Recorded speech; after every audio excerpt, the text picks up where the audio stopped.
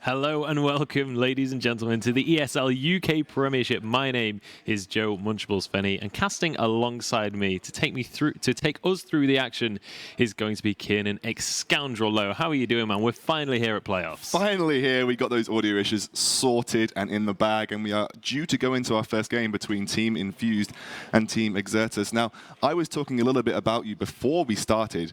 About me? Oh, yeah, I was. I was talking a little bit about how I imagine both of these teams to perform in this best-of-3 series. Now, Infused have been dominant. They have been absolutely ridiculous across our season 14-0. 14-0, and no small part due to Captain Alfari, who, as you know, is a brilliant player. He absolutely. I mean, not just a top laner, a top-tier player as well. So yeah.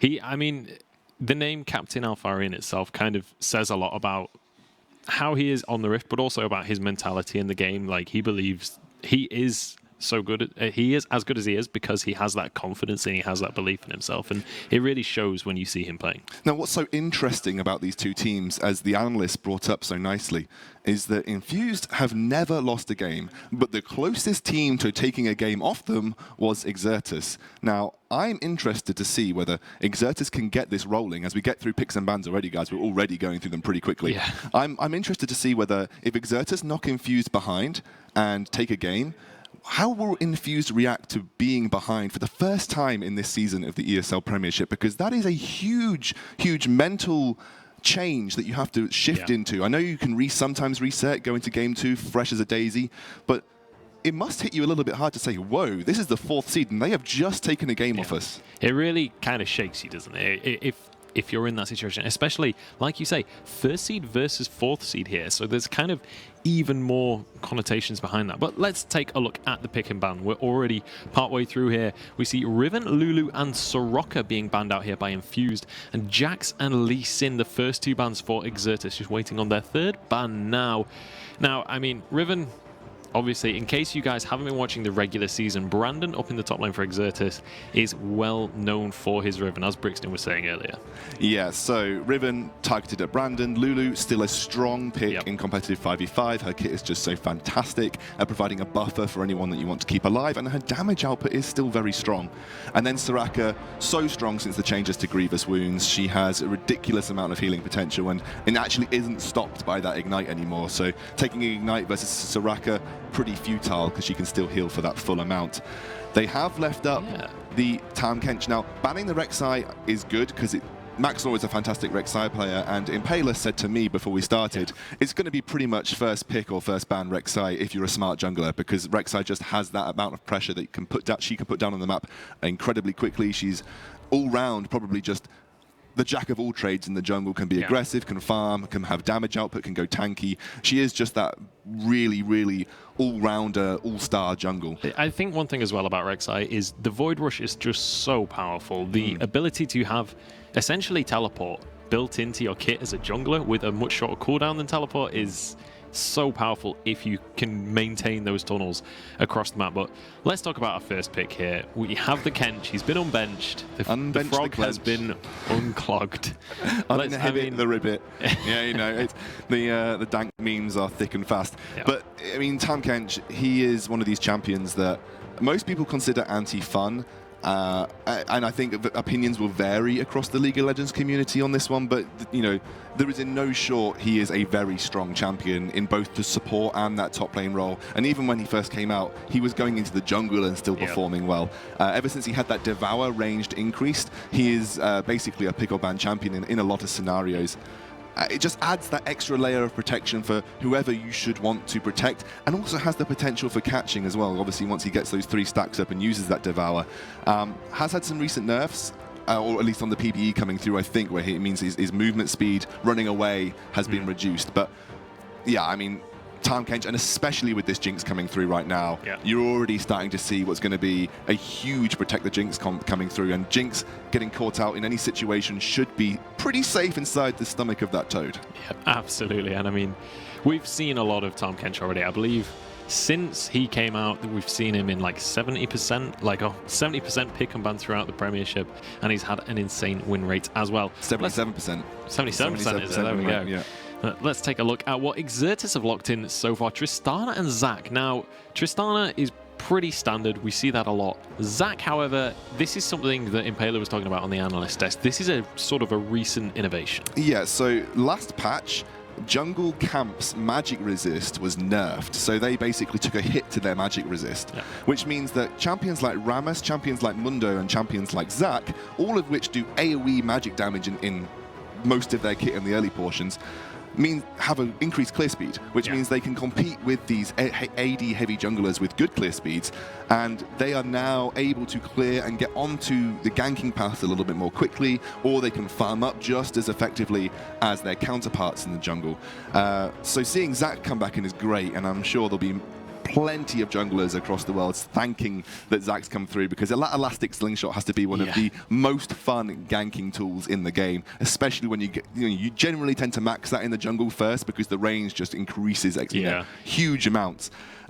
Just the disruption in a team fight as well. The Elastic Slingshot into Let's Bounce, just the double knock up followed by just a lot more damage than anyone really expects, because it does a lot of percent damage as well. There was an old Zac build, not so much anymore, but in top lane Zac, you used to build like Liandry's first into a Void Staff, just go pure penetration, and then after, like, I think you got 4 explosions off and suddenly the entire enemy team is half HP. But let's sort of speed this up because the picks are being rattled out. We do see a Fiora has been locked in, as well as Echo and Jinx on the side of Infused, and then we see an Olaf locked in for Exertus. Okay, so Echo coming through for Charlie T, almost certainly going to go to the mid lane, something he's very, very famous for within the UK scene, probably in Challenger and Masters as well. He will go ham on that champion. Now, you give him an inch, he will take a mile. You're quarter health under your turret, he will dive you. This is how Charlie T likes to play that champion. Alphari on the Fiora. These are just some huge picks that Infused have managed to pick up. And Exertus have given away potentially some of the best champions in every single role for Infused here. Alphari is feared for his Fiora. He is a fantastic Fiora player. Charlie T, very comfortable on the Echo. Maxlaw making Mundo jungle work. In fact, I think Maxlaw's exact quote, I can't remember, it basically saying that it's the champion that no one wants to play, but you kind of have to, because he's just that strong. We're going to have Arfan on the Tahm Kench as well, which we have seen him play so far in the Premiership, I believe, and has played it to great effect. And then Poilk on Jinx. You've got a triple threat composition here at the very least, and then even Mundo coming through from the jungle. It will always be considered a threat just because of the changes to his masochism. You can't count out a 3,000, 4,000 health Mundo who will run at you with a max health damage auto attack based swing. He's a real threat compared to the old Mundo. So it's almost like a quadruple threat composition coming from Infused, and that's something that's very difficult to deal with. Yeah, but then, on the side of Exertus as well, they're not exactly short on threats here. Olaf in the top lane, Veigar in the mid lane, which, is pretty much the definition of a threat. He will one-shot you late game with that Primordial Burst. And then as well, Tristana, one of those, I would argue, almost hyper carries when you get towards the late game. So there's a couple of things that Exertus can do here, and I'll talk about them as we go into game, to try and make this work. Olaf does pretty decently in a lane swap. He's got decent lifesteal just built into his kit, so he can take some damage and always bring it back. He's got the Undertow to try and help him clear waves and try and force people away from him under turret. And obviously post 6, if they're still in the laning phase, which I doubt they will be, post 6 he always has the ability to avoid CC. I would not be surprised to see a lane swap come out from Exertus just to try and deal with Alphari on the Fiora, and then they have a pretty good push bot lane coming through, and especially if they rotate their jungler and top lane around with it, you've got Tristana, Thresh, and then you've got Olaf. Especially if Olaf does take a bit of damage in the jungle, increases that attack speed, they could monster through that first tier tower pretty quickly. And then they'll see them try and rotate and try and make rotations across the map and try to snowball that without giving Alphari the time to build up the gold that he needs. The only counterintuitive thing here is that you've got Alchemist on Veigar, who does need that time to ramp up a little bit. When you lane swap, you tend to isolate that mid lane, so that should give him a little bit of time, but here we are, guys. First game of the Rift. Absolutely. We are heading onto the Rift. It is going to be Team Infused on our blue side up against Team Exertus, or Exertus Esports, sorry, on our red side. And boy, what a game to start the series. First seed up against fourth seed Alphari. Already been found out as Exertus look to try and put some pressure in this top lane. They were maybe looking for the early invade, but not really going to be able to find anything. We are going to see both teams looking to try and get down some lane swap wards. Do you expect any kind of lane swap shenanigans to be coming out here? Yeah, I mean, literally, like I said a second ago, I imagine that the best way to deal with Alphari on this Fiora would be to potentially lane swap into him. Deep wards are coming through from Exertus, which looks like they're trying to potentially scout out a lane swap. But you've basically got the mirror coming in from Infused. They're looking to see if their bot lane is actually going to head towards that bot lane. Now, a really fun tactic to pull out here is you'll send your bot lane to run past that ward, they'll recall and head top lane, but it's far too late to make that happen now. And actually, it looks like there's going to be an invade coming out from Exertus. Are they going to get spotted out here, Munch?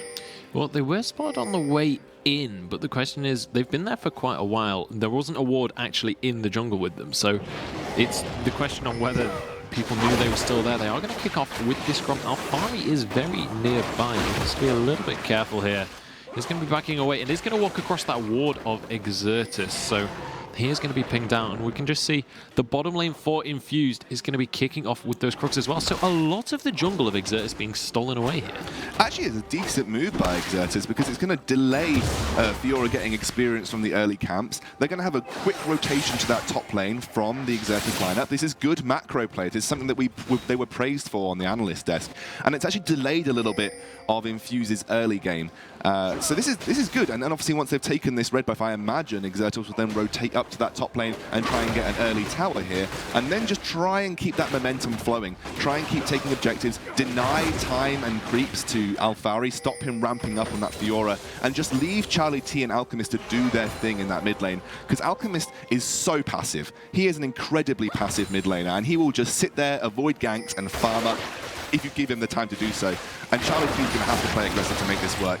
Now, I said about Brandon taking damage on the Olaf. You can see here he's at a quarter health. This is ideal for taking turrets with Tristana because it means he'll have the increased attack speed and Tristana will have that explosive shot, and this will go down very quickly. Yeah, and on the other side of the map you can see Infuse answering immediately. Both teams going to go with the 4-man push to take out those outer towers. This is very reminiscent of Season 4. This is kind of the exact same situation that you would always see. Both teams going for the 4-man push, taking a very early tower, and then once that extra bit of gold has been split across the team, move elsewhere and see what these guys do. What do you think the follow-up for these teams will be to this early tower push? It really depends. Brandon may look to push this lane out and then try and rotate bottom to deal with the wave coming through. They are going to look to push onto this second inhibitor turret here because Alphari is staying, or was staying, in that bot lane. So this looks like Exertus has said, right, you leave your top laner in your bot lane, you'll give him time to farm up, sure, but we're going to try and push hard onto this tier 2 turret. They've changed their mind at the last moment. I imagine they may send their bot lane bottom to deal with Alphari. I don't think they're going to want Brandon to go into a 1v1 matchup. It looks like that was their game plan to avoid that from the start. So yes, they picked up the early tower, but they definitely don't want to give Alphari the 1v1 versus Brandon here.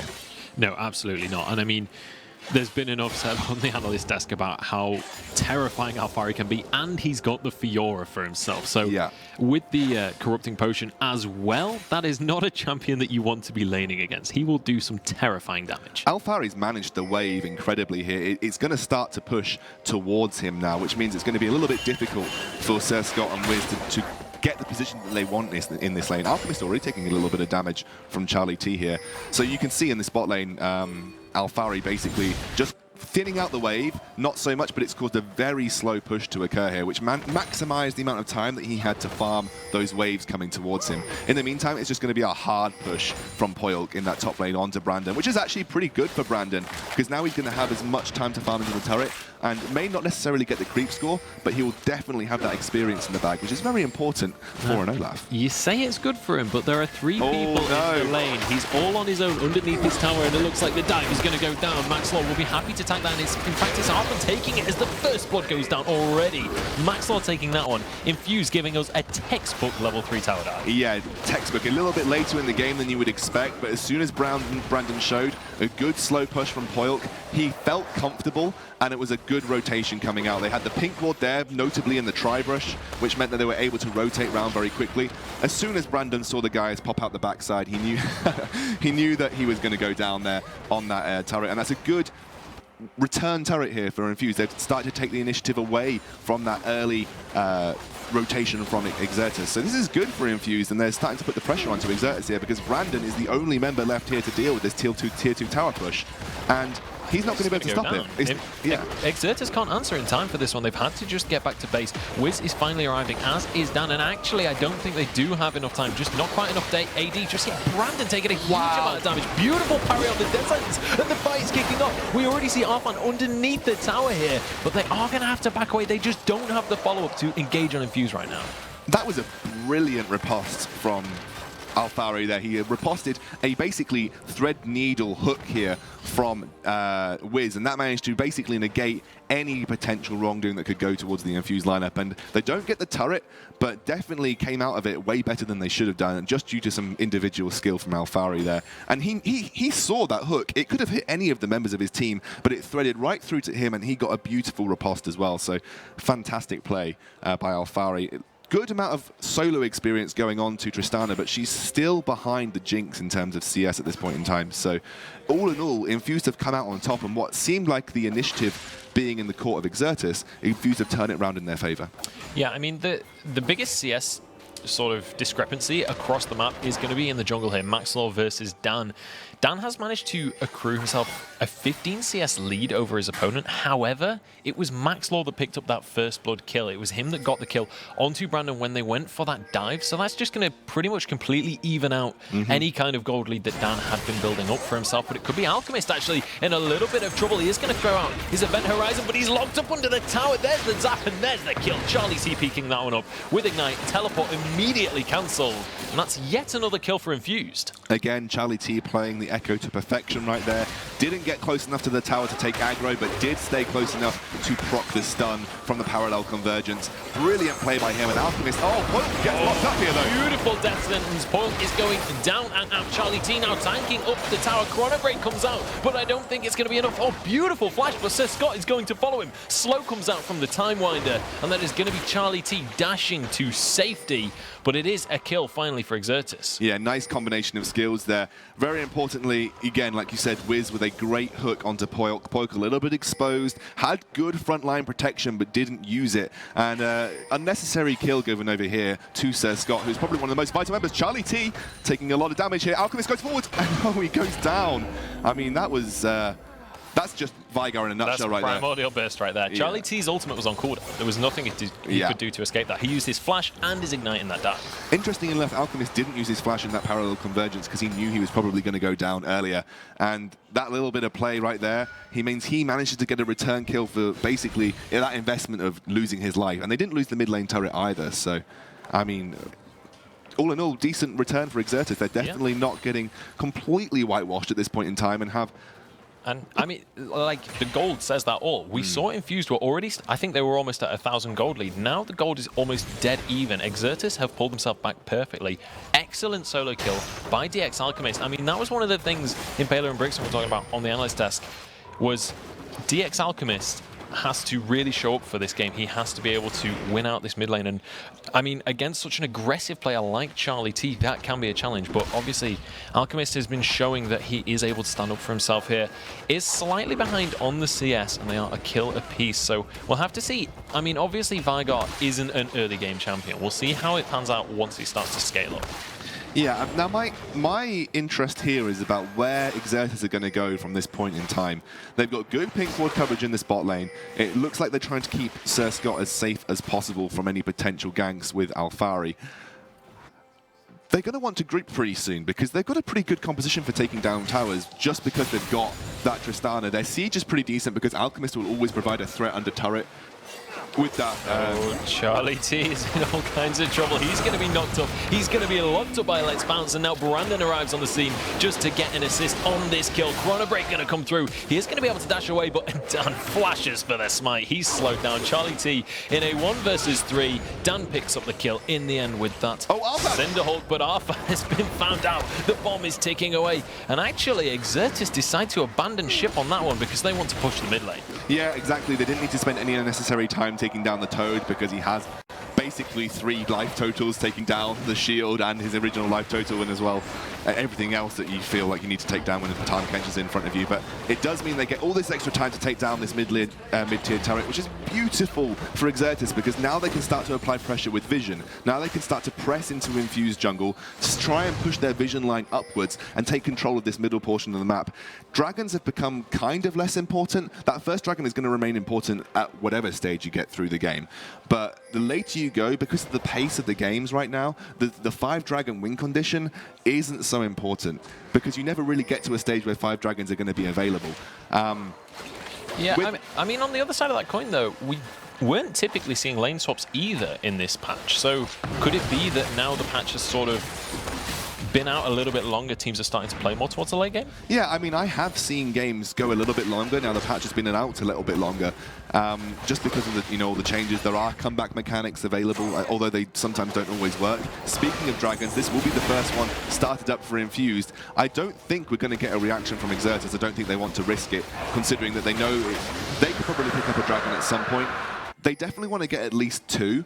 A, because you get the increased damage, obviously, from the first dragon, and then you get the tower pushing capabilities from the second. And with a Tristana, that's 15% extra damage to towers and structures with that explosive shot, which means it's 15% easier to take down towers with that ability.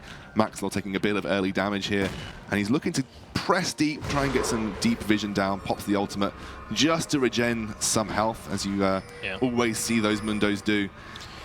Take a look at the CS lead that Alphari has started to build up for the top lane. It's not actually up in the top lane, so Scott getting chunked out there. And 30 CS lead already over Brandon on that Fiora, so he's going to be very happy with this start to the game.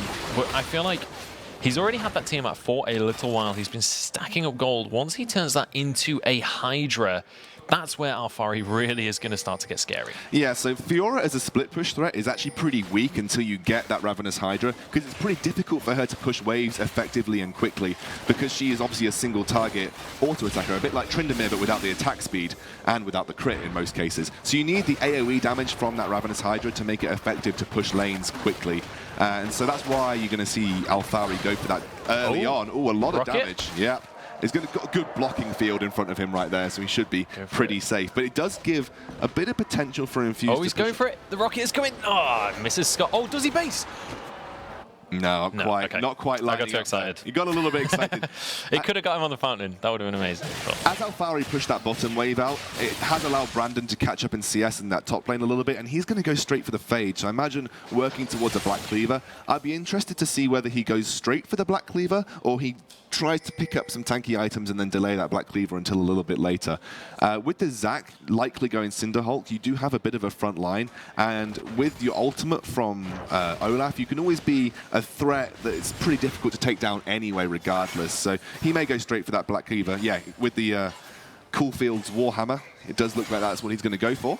And I'd be interested to see when we do get towards a team fight scenario, who's going to have the better team fights, because if you look at it from a blank point of view, you'd say that Xertus have got a potentially better team fight just because of the control that all of their champions bring to that scenario. You have the Veigar stun, you have the huge amounts of CC control that Zac can provide, and then obviously you have a threat that can run through any CC that the Infused lineup want to throw down in the form of Brandon, and then Sir Scott from the backline will always be a threat as a Tristana. But because you've got these huge assassin threats on the side of Infused, if they can somehow negotiate all of that CC and all of the control that the Xertus team brings to a team fight, then they're going to be huge threats, and it's going to be difficult for Xertus to know who to focus down, because you want to get down Alphari, you want to get down Poilk, and you want to get down Charlie T. All of them are going to be slippery, all of them have got high mobility. It's going to be such a skill-based team fight when you come down to it. Yeah, and as well, when you're trying to focus people down and there's a Tahm Kench on the enemy team, Arfan is going to be able to pull whoever is in trouble to safety. And Poilk is going to be very happy with that scenario. Wiz throwing out their death sentence, but can't quite find his target. Really nice sidestep on the elastic slingshot there by Poilk as well, just to dodge that engage. But very, very slow start to this game. Not something that we've typically seen on this patch. Yeah, Alphari going toe-to-toe with Brandon in this top lane, and actually I think Brandon's going to have to be careful, because I imagine Alphari's pushing up. He'll want to use that ultimate, and then he may even just be able to flat-out kill Brandon under the turret here. Looks like Dan's winding up once again. He certainly is, and he's going to land onto point this time. Let's Bounce goes through. The flash play is going to land from Wiz, but it's not so far enough. Maxlor going to have to use that Masochism and flash away from danger. So a lot of summoners used, but with Arfan playing that Tahm Kench, he is going to be able to pull his AD carry to safety. Yeah, and they blew all of their cards onto taking out Foiled, but Alchemist in all kinds of trouble. He's going to be locked up, just staying away from the event horizon. Charlie T playing his cards just right. He's going to be able to jump forwards. The Ignite will finish it. Chrono Break comes out, and now Brandon is looking for Charlie, but he just jumps over the wall. Teleport is going to be cancelled. It's not even needed. And now Alphari can just push the top lane, but Poilt might be in trouble as Dan flashes forward. So Scott gets the kill with the Buster Shot, and now Arfan the next target. They don't really want to try and chase the Frog, though. They're just going to be happy with the kill. Yeah, so a 1-for-1 trade there, and Exertus actually ahead in kills, if not behind in gold. So this is a lot closer than you were potentially expecting, but they do get a turret in return for the teleport from Brandon, and Brandon's teleport not as effective as he potentially wanted it to be, but will allow him to push this bot lane. The thing with lane swaps is that the game becomes very static after those lane swaps have finished, because instead of having an extended laning phase and then grouping after getting a lot of gold in the bank, teams are consistently looking to rotate, consistently looking to make picks, and then try and capitalize on those picks with objectives. Well, you're seeing here a lot of capitalization whenever they get the chance, but these picks are happening and very few objectives are being taken as a team. You're seeing split push objectives coming through more and more. So right now, this game feels like it's going to be on a tilting point here. Yeah. One good team fight around a central objective, and you imagine that a team will start to run away with that. And gold going on to Charlie T, and Alphari having a good amount of farm for this stage in the game, already picking up the Ravenous Hydra and Phage. You're starting to think that the infused threats are becoming exactly that. Very threatening. Yeah, absolutely. That's going to see parallel convergence going out, and that is going to mean that Infuse can just clear away some of the vision in the Exertus jungle. Talk to me a little bit about the build we're seeing coming out from Sir Scott here. Like, historically, you would see an Infinity Edge first on Tristana, basically in every patch ever, and now we're seeing the Rapid Fire Cannon coming out first. So Rapid Fire Cannon is a huge and cheap item spike for most AD carries right now. You get that increased range bonus and a huge amount of on-hit magic damage. Oh, Maxlor getting locked up here. He is indeed. Masochism will be available, and Arfan is going to be able to eat him up as well. Sir Scott is already taking incredibly low. Chrono Break comes out. He gets immediately shut down. That's a kill for Maxlor onto Wiz as well, and Dan is going to fall. Cell Division is going to be available, but there's not a whole lot he can do to survive. Brandon, the last man standing, and in the meantime, look at Alphari. He's already on the inhib tower. This is disastrous for Exertus. We're going to get a quick replay of what just happened there. Alphari going toe-to-toe with Brandon in the meantime. He may pick up the kill. Brandon going to get through the gate. For it. He's going to be able to jump over the wall. Brandon so close to going down, and he will do. The Grand Challenge is going to heal Alphari up, and that is a delayed ace coming out from Infused. Delayed ace, and they should be able to absolutely tear the base apart. I do believe we have a quick replay of what we saw previously. There was more action going on. Time for a replay. The inhib tower goes down. They're looking for the inhibitor itself as well. Still 20 seconds on Brandon. Maxlor happy to tank up on this front line. Masochism about to come back off cooldown, but Alphari gets hooked and immediately gets eaten by Arfan. Alphari, though, taking up a lot of damage. The Devour is on cooldown, but Charlie T going to be able to distract the opponents. He's completely out of mana, but the Flame Chompers are going to lock up Dan, and Infuse, they take the inhibitor and they walk away scot-free. Yeah, Infuse really did not want to show that replay of the previous fight. But the important thing to notice right here was that the... Oh, 1 second, we've... sorry. Being blasted by explosions here. That's how intense this game is right now. The important thing to note about what happened with Exertus is that they are all inning a singular target. That time at the key turning point when Alphari was split pushing, they all in Maxlor. That's such a difficult champion to try and take down with limited burst, especially as Alchemist is still starting to ramp up. You know, this is a Veigar at 19 minutes of the game. You know Veigar in the past for being able to one-shot things, but yeah, I mean, he's not at that stage of the game right now. And obviously, Arfan on this Tahm Kench, he basically manages to negate everything that the Exertus lineup is bringing to a team fight. They need to think about where they're splitting. They need to think about where they're going to split their CC if they want to play these fights smartly and effectively. They need to fake out. They need to do something that's intelligent, like Dan jumps in onto someone, force the Devour, and then load all of their CC onto another target. You combo Wiz into Dan, you've basically blown all of your control onto a singular target who will just get negated by Tahm Kench's Devour, and you can't do that. when you have this lineup here. You need to be more smart about the way you play these team fights. And Infuse managed to completely wreck that, and due to Charlie T, fantastic ultimate, they basically destroyed that team fight without Alphari even being in the midst of things. Yeah, absolutely. And I mean, if they can do that without Alphari, with how strong he is, look how much farm he has, 180 at 20 minutes. He is not feeling weak right now. And I mean, with the inhibitor down, Infuse can basically pressure wherever they like, and it looks like Baron is going to be the call. Yeah, Baron, very effective call here. They've taken that mid lane inhibitor. I doubt that Exertus even have the line. I doubt that Exertus even have the potential to be able to stop this. They know that they're not going to be able to. They need more time to ramp up here. They're just going to give away this Baron, and it's looking more and more dire for the Exertus guys now. The further these guys from Infuse get ahead, the more and more threatening each of their carries are going to be. Yeah, absolutely. And we are going to see Infuse grabbing that Baron buff for themselves, and now they can start to head up towards this top lane and look for a second inhibitor to pressure on towards this victory. And I mean, we were talking about how close the gold difference was for so long in this game.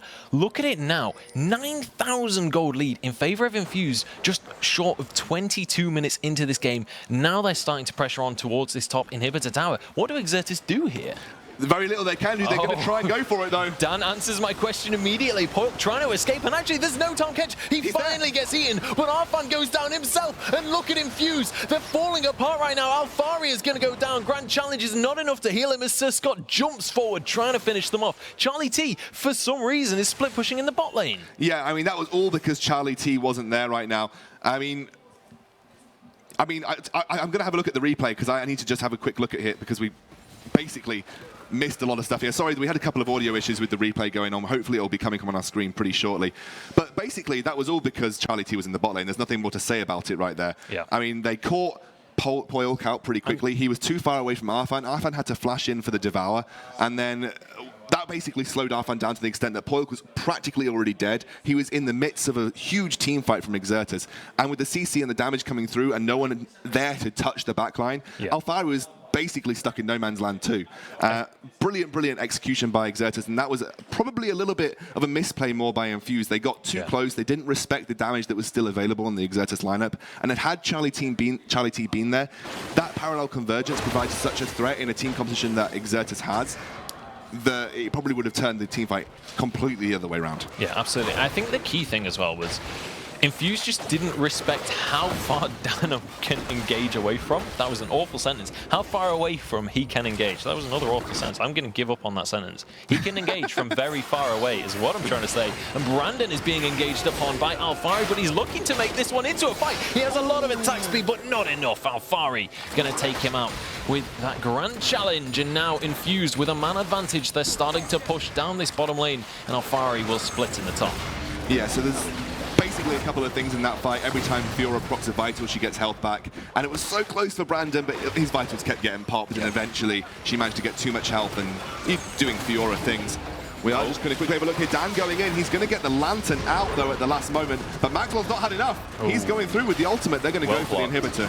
Yeah, indeed. And now they should be able to get this one, to be honest. Charlie T going aggressive onto Sir Scott. Flashes for the kill. Sir Scott 100-0 right there. Second inhibitor goes down. Alphari pushing in the top lane in the meantime. And look at Infuse bullying Exertus away from their Nexus towers already. Let's have a replay of that kill on Sir Scott. That was a flash proc of his third auto attack on passive, and he does huge amounts of damage with that time binder. He's going in again.